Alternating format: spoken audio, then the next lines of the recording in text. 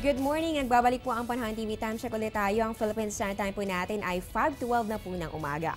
Sa puntong ito, makakasama na po natin ng isang weather forecaster na Pag-asa para po mabigyan tayo ng ideya sa inaasahan po nating weather condition para sa araw na ito ng Miyerkules. Makakasama po natin si Mr. Buddy Javier. Good morning, Mr. Javier. Magandang umaga naman, Amor, at sa lahat po ng televiewers ng Panahon TV. Mr. Javier, dahil nga po tayo po ay nagbabantay ngayon sa isang sama ng panahon ng isang low pressure area, balikan lang po natin o refresher para sa ating mga manonood. Ano nga ba itong LPA na ito at paano po ba ito nabubuo? Ang isang LPA o kaya yung tinatawag natin na low pressure area, ito po ay isang area na mababa po ang atmospheric pressure na nagkakaroon po ng close counterclockwise na sirkulasyon. Kapag ang hangin ay umakyat, dito po galing po sa surface o kaya sa baba, it cools o kaya lalamig at kalimitan condenses o kaya nagiging clouds o ulap o kaya precipitation o kaya yung tinatawag naman natin na ulan. Kaya kapag ang isang LPA papunta sa isang rehiyon, aasahan po natin ng cloudy weather at precipitation habang ito ay papalapit sa isang lugar po.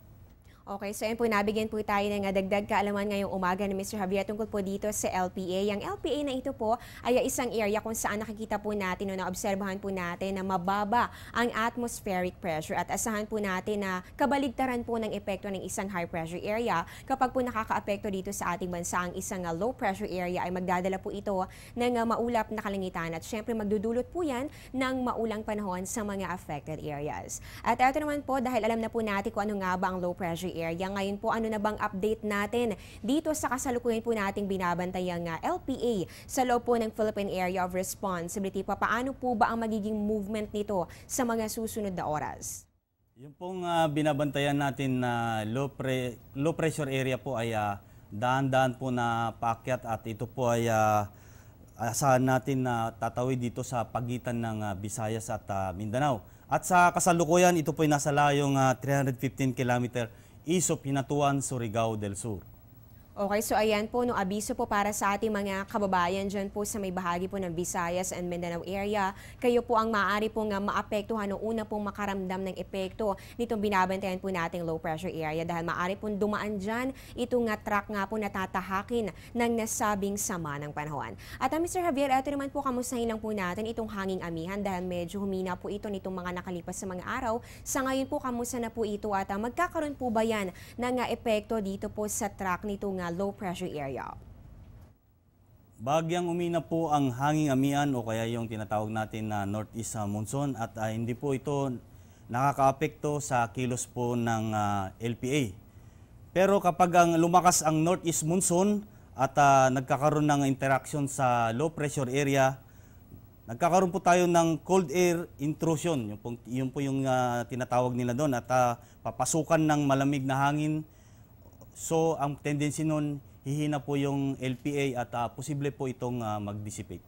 Okay, so ayan po, sa ngayon po, ito pong hanging amihan po natin o northeast monsoon ay masyado po pong mahina at wala naman po itong epekto dito po sa low pressure area. Pero sa oras na ito po ay lumakas, magkakaroon nga po ng tinatawag na cold air intrusion kung saan nga po maaari pong humina ito nga sama ng panahon dahil nga po malamig po yung katangian ng hanging amihan natin. Kaya patuloy po natin yung babantayan sa mga susunod pang mga araw. At ngayon po, ano po ba ang nilalaman ng inyong 5am weather forecast para po malaman po ng ating mga manonood ano po ba ang inaasahan po nating lagay na panahon para sa araw na ito?